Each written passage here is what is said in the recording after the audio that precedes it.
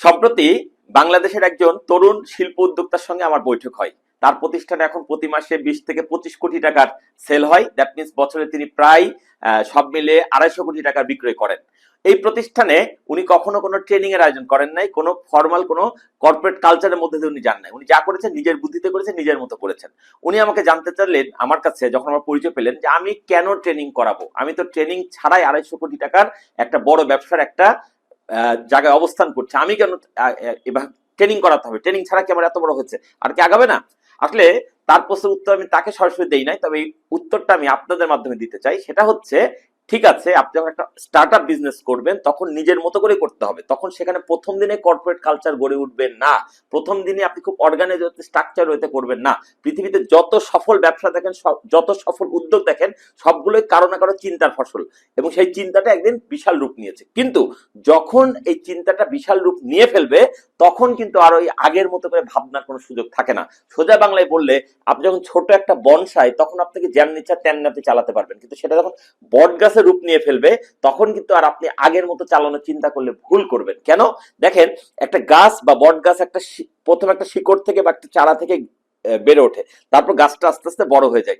যখন গাছটা অনেক বড় হয়, তখন ওখানে ঝুড়ি নামে, এবং ঝুড়িগুলাই একসময় গিয়ে মাটিতে প্রথিত হয়ে নতুন নতুন গুড়ির সৃষ্টি করে। এমনও হয়েছে মূল গুড়িটা নিঃশেষ হয়ে গেছে, কালের বিবর্তনে হারিয়ে গেছে, কিন্তু বট গাছটা বিশাল জায়গায় নিয়ে রয়ে গেছে। কেন? কারণ তখন আর তার নেতৃত্ব বা কন্ট্রোল শুধুমাত্র একটা গুড়ির উপরে নাই, শত শত গুড়ির উপর ডিসেন্ট্রালাইজ হয়ে গেছে। আমি বলি, একটা কোম্পানির ব্যাপারটি এরকম। শুরুতে হয়তো একজন উদ্যোগ নিয়েছিল, একজন মালিক উদ্যোগ নিয়েছিল, একজন ব্যক্তি উদ্যোগ নিয়েছিল, কিন্তু সেটা এখন বড় হবে, অনেক বড় কলেবরে ব্যবসা ছড়িয়ে যাবে। তখন কিন্তু আর ওই একজন মালিকের ডিসিশন উপর কোম্পানিকে রাখলে, কোম্পানি যে কোনো সময় মালিকের সাথে সাথেই কোম্পানি ধসে যেতে পারে। তো তখন যদি আমরা ঝুড়িগুলো নামিয়ে দিতে পারি, তখন ওগুলোকে যদি মাটিতে গেঁথে দিতে পারি, তাহলে ওখান থেকে আমরা রেজাল্ট পেতে পারি।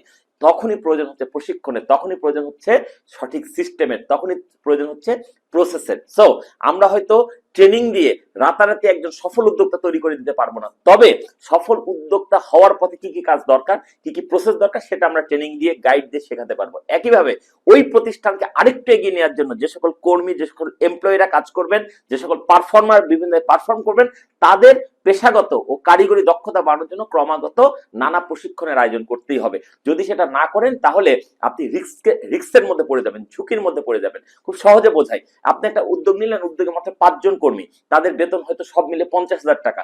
এইটা হয়তো আপনি রিস্ক নিয়ে পার করতে পারবেন। কিন্তু যখন আপনার প্রতিষ্ঠান 5,000 লোকের কোম্পানি হয়ে যাবে, প্রতি মাসটা ঘুরলেই 5 কোটি 10 কোটি টাকা স্যালারির প্রয়োজন হবে, তখন যদি আপনি এরকম ঝুঁকি নিতে চান, রিস্ক নিতে চান, তাহলে কোন একদিন ঝুঁকিতে পড়লে আপনার পুরো ব্যবসাটাই ধসে যেতে পারে। সেই জন্য আপনাকে ক্যালকুলেটিভ রিস্ক নিতে হবে, কিন্তু সেটা হবে ক্যালকুলেটিভ রিস্ক, মানে হিসেব নিকাশ করে আপনি ঝুঁকি নেবেন। এই জন্য এখানে প্রশিক্ষণের গুরুত্ব, এখানেই নানা রকম এক্সপার্টদের আগমন ঘটে, তারা নানা অভিজ্ঞতা, অতীতের অভিজ্ঞতা বা ভিন্ন দেশের ভিন্ন ব্যবসার অভিজ্ঞতাকে এখানে যুক্ত করেন, তখন পুরো ব্যাপারটা একটা শক্ত ভিত্তি পায়। সুতরাং আমার শুরুতে প্রশিক্ষণ লাগে নাই বলে জীবনেও প্রশিক্ষণ লাগবে না, এই ধারণাটা ভুল। যত প্রতিষ্ঠান বড় হবে, তত সেখানে প্রশিক্ষণ লাগবে, নানা রকম অ্যাক্টিভিটি লাগবে, কর্পোরেট কালচার ডেভেলপ করতে হবে। কারণ কোম্পানি আমরা খুলি আমাদের ব্যবসা করার মনোবৃত্তি থেকে, কিন্তু মনে রাখতে হবে, আমরা যতদিন ব্যক্তিগতভাবে পৃথিবীতে না বাঁচবো, যতদিন বাঁচবো, আমাদের প্রতিষ্ঠানকে তার চাইতে বেশি বাঁচার একটা স্বপ্ন দেখতে হবে। আলিবাবা.কম এর মালিককে জিজ্ঞেস করা হয়েছিল, যে জ্যাকমাকে জিজ্ঞেস করা হয়েছিল, যে আপনার স্বপ্নটা কি? আপনি যখন চাইলে যত ইচ্ছা তত টাকা মালিক হতে পারেন। উনি বলেছিলেন, আমার স্বপ্ন একটাই, যে আমার কোম্পানি যেন 100 বছর বাইচা থাকে। ওনাকে প্রশ্ন করা হয়েছিল, 100 বছর তো মানুষই বাঁচে না, তাহলে 100 বছরের কোম্পানির স্বপ্ন আপনি কেন দেখছেন? উনি বললেন যে পৃথিবীতে অসংখ্য উদ্যোগ নেওয়া হয়েছে, কোটি কোটি উদ্যোগ নেওয়া হয়েছে, কিন্তু সাধারণত 3 থেকে 5 বছরের মধ্যে অধিকাংশ উদ্যোগ ধুলায় মিশে যায়। 10 বছর টিকেছে এরকম উদ্যোগের সংখ্যা খুব কম। এভাবে 100 বছর টিকেছে এরকম উদ্যোগের সংখ্যা সারা পৃথিবী জুড়ে এখনো বোধহয় হাতের আর পায়ের 20 আঙুল অতিক্রম করে নাই। এমন বাস্তবতায় আমি চাই আমার প্রতিষ্ঠান যেন লং টার্ম টিকে থাকে। টাকার অঙ্কে যাই হোক, আমি দীর্ঘমেয়াদী কিছু চাই, এবং এই জন্য আমার প্রত্যেকটা মানুষকে যখন আমি নিয়োগ করি, আমি সেই মানুষগুলোকে নেওয়ার চেষ্টা করি যাদের হাতে আমি 100 বছরের কোম্পানির দায়িত্ব দিতে পারবো। এই মানুষগুলো নেওয়ার সময় আমি চিন্তা করি, এবং তাদেরকে যথাযথ প্রশিক্ষণ দিয়ে তাদেরকে সেই রকম একটা লেভেলে নেওয়ার চেষ্টা করি। সুতরাং প্রশিক্ষণের কোনো বিকল্প নাই। যে যেখানে যে অবস্থাতে থাকেন, শিখতে কখনো কার্পণ্য করবেন না। এই শেখাটাই আপনাকে একদিন আপনার প্রতিষ্ঠানকে অনেক দূর নিয়ে যাবে।